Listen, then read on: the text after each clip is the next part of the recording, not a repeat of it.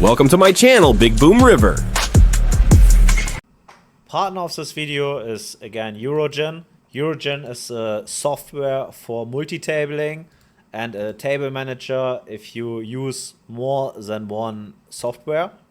Jurojin provides you by a very nice overlay. For example, it gives you options for different sizings, so more than in the client, and a very effective seed overlay where you see, for example, timings. If you want to support the channel, use bonus code Bigboomriver or the link in the description. These are the results for the year on 50 NL Russian cash. Need to admit that I played since the last video fairly low amount or very low volume. So I think the last video stopped at around 39k hands. So we are now about break even for the last, what is this? 13-14k hands, which is in Russian cash totally normal. But anyway, we have super interesting hands that I'm going to present you now.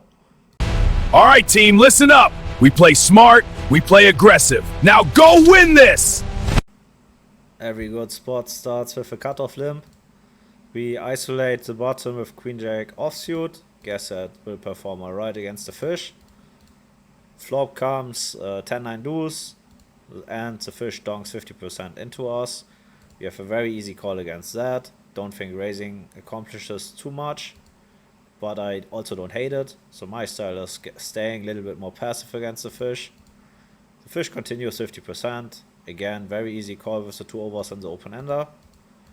And now things are getting interesting on the river because the fish sizes down slightly. So he goes from, when we remember on the turn, from his 50% sizing down to around, what we have here, 40%. This is a massive indicator of weakness, and with our blocker to the flush, we have a mandatory bluff here against the fish. So we just go for it and get the snap fold. Very, very important to identify spots like this. From turn to river, the downsize, massive indicator for weakness. Little funny one here, just to show you that poker on PokerStars is not dead. Open raise 10, whale calls, getting the jam here from short stack rack. Against this, 10 is an easy broke. Like against the sizing here, we'll have also like 8s, 9s, bunch of ace jack suited to ace king off. So easy broke. So we just rip it, and we get calls like this, just for your entertainment. Jack 9 suited. I guess that's low frequency, but alright. Flop obviously comes with ace, but we get there.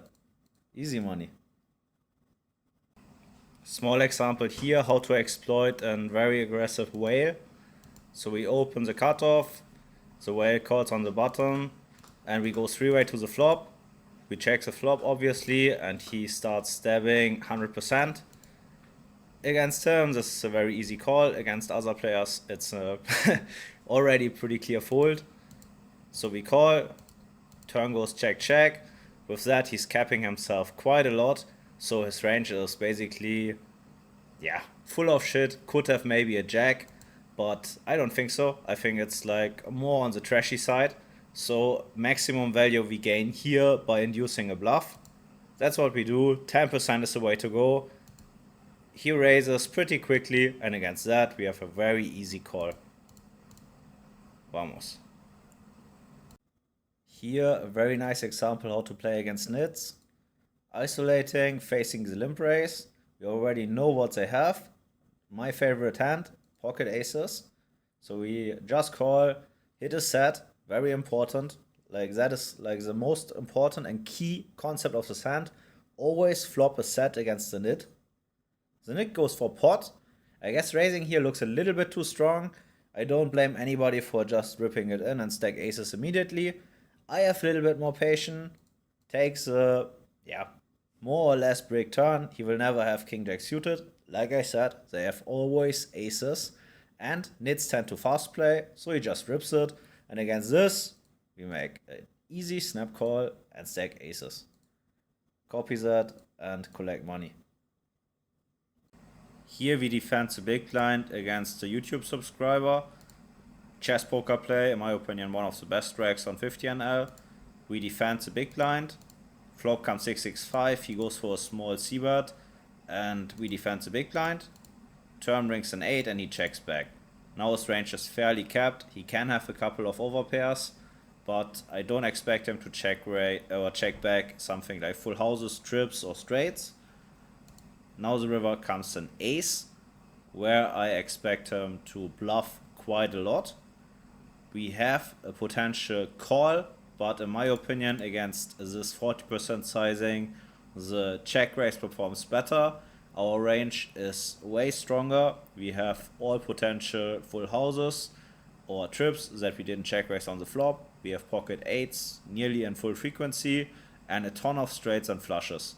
So that means against this 40% bet, we have a fairly clear check raise that outperforms the call in my opinion. So we go quite big because that is what we also would like to do with our value hands and gets a fold. Of course, we just did this play to give him a chance to get into the highlights. Oh, just joking, of course. Example for identifying weakness in 4-bet pots. So here we 3-bet a small blind against a rack from Great Britain. Against his 4-bet we have that deep, a very easy call. Turn comes very nice for us, 9-7-6, we flop an open ender. And the rack checks back. Turn comes an ace. On this card we don't have any leads. We check and he bets about 1/3. This sizing screams weakness to me, because on a double flush draw board that is that wet, I would expect him to size significantly up with his ace queen plus. That means this range is mainly something that wants to buy a free showdown, and it's very necessary to identify weakness like this and punish it. And I think mainly in this range will be something like ace jack, ace 5 and all the middling pockets. That means the best play against this sizing is a small check raise just to punish this weak sizing and to balance also our bluffing range on the turn.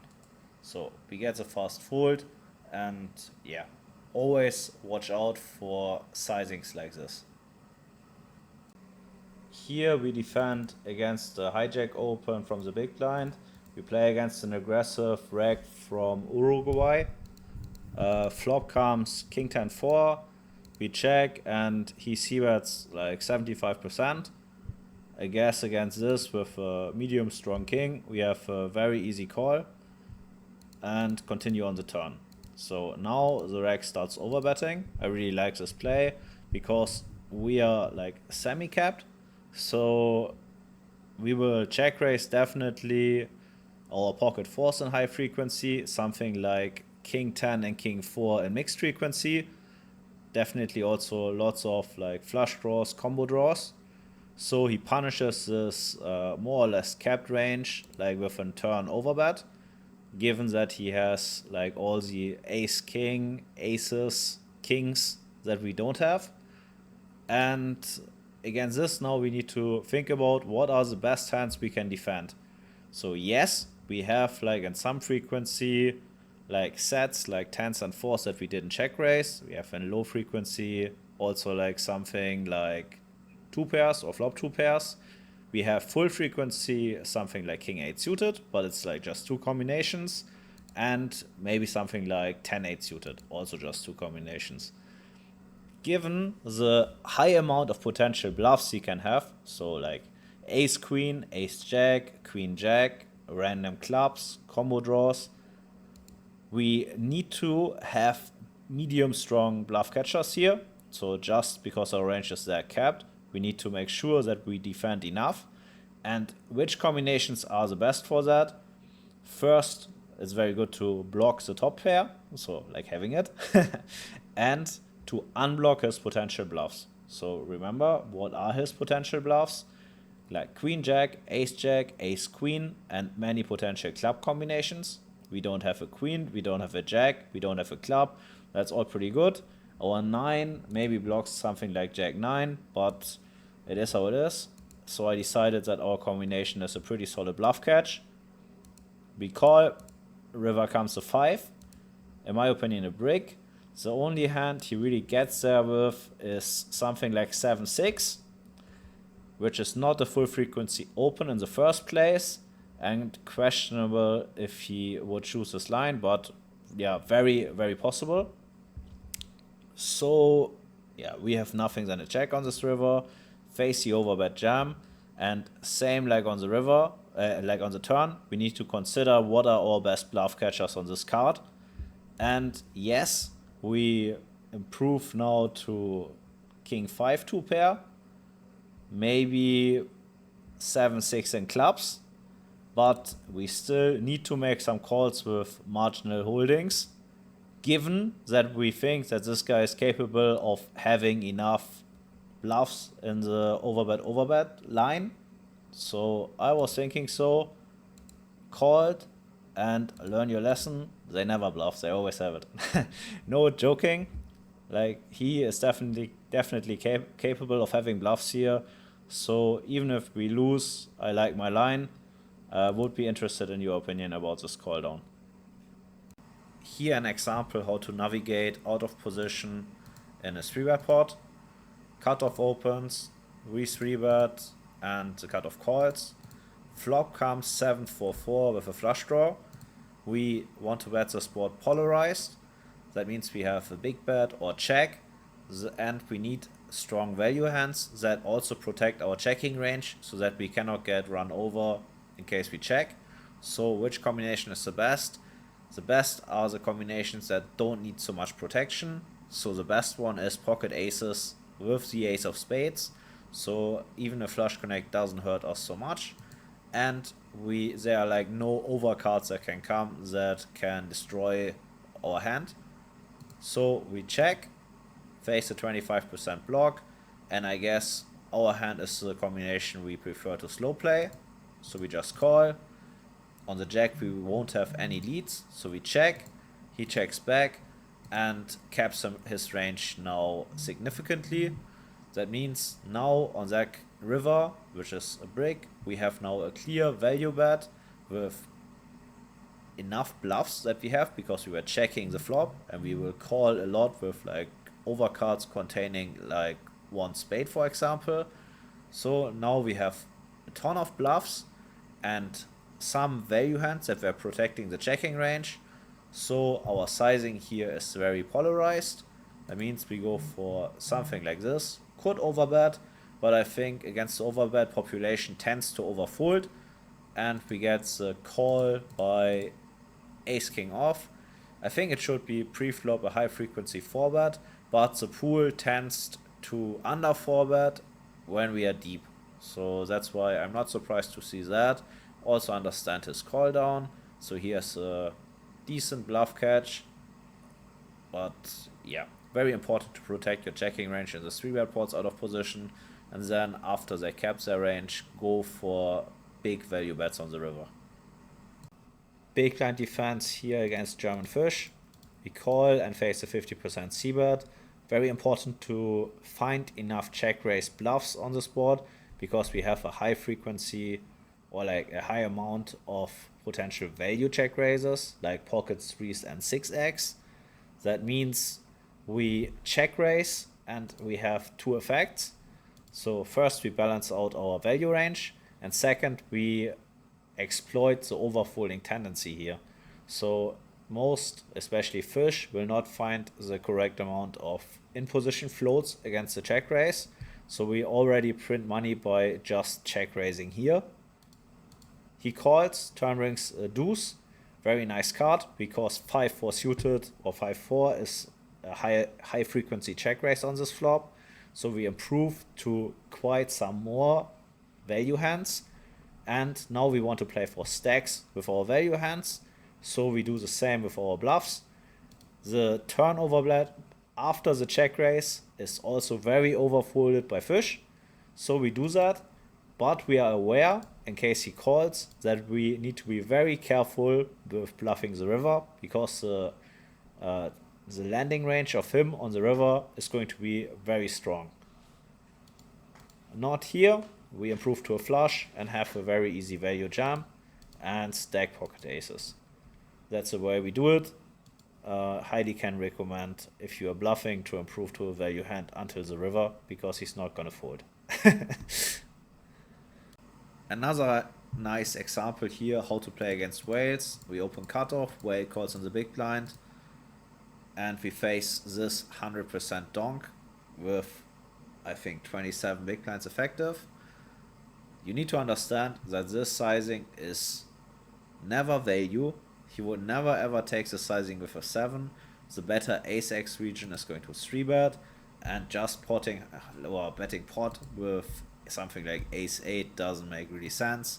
So there's so much randomness in this range that we attack the weak or air part of it, and we obviously don't fold, and we need to try to induce bluffs. So we call, he checks the turn. Definitely checking back here is an option, but in my opinion the better play is induce a bluff by betting 10%. Whales hate to fold against this sizing, and they do stupid stuff. So we bet 10%, he calls pretty quickly, river comes to 3, and we face the river donk 50. Yes, sometimes we are losing against something like pocket 8s, pocket 3s, but I would say 95% of the time this bet is just pure trash. Doesn't make any sense. He doesn't go for stacks. If he has a 7, he could also easy shove. He could check shove the turn. His flop sizing doesn't make any sense. Taking a line like this with ace 9, ace 10 is also bullshit. So what we do, we just have an easy snap call and get the absolute max against queen 6. So you see so much air in this range, and with our 10% turn sizing we induce the river bluff too.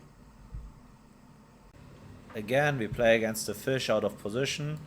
We ISO raise 5x against the button limp. Flop comes king queen 8. We just range bet 1/3 on this board to put maximum pressure on low pockets. The fish calls, turn comes an ace, and now we have a decision. We can definitely value bet, but against fish the more profitable line is to check the turn, because the turn is very overstepped by them. So that's what we do. We check the turn, the fish steps as expected, and very important here is to notice that most fish tend to protect their hands on drawy boards like this if they have strong value. This small sizing here is a very big indicator for a medium strong value hand that wants to check back river. So basically with the block bet turn it wants to buy a free showdown. Very important to identify. If he has jack 10 on a double flush draw board, he will never bet 1/3. Same for any 2 pair here. The river comes a complete brick, and after his turn sizing it's very important for us to identify the situation and that we have a very clear value bet. So his range, even if he was betting the turn, is super capped. So we attack now his weak king x or weak ace x region by block betting the river. And here we get the call by a hand that would have clearly checked back the river. Here another example how to play a 3-bet pot out of position. We squeeze with pocket kings and gets a call by a probably rag. He plays fairly aggressive. Flop comes pretty good for us. We flop the full house, and the board is good enough for us to go for a range c-bet. He calls pretty quickly, and we face the 8 turn. Very important to understand is that after a range bet on the flop, we need to have a decent amount of checks on the turn. So we cannot just barrel blindly, because then we would overbluff massively. If we create a checking range here on the turn, we need to protect it also with strong value hands. Which value hands do we take for that? We take that value hands that don't perform that well in the barreling range. If we would continue barreling here with pocket kings, it will be very tough for us to get more value, because it's very unlikely that he's holding a king. That means the value of our kings is way higher when we put the kings against an aggressive opponent into the checking range and make our value by bluff catching. That's what we did here.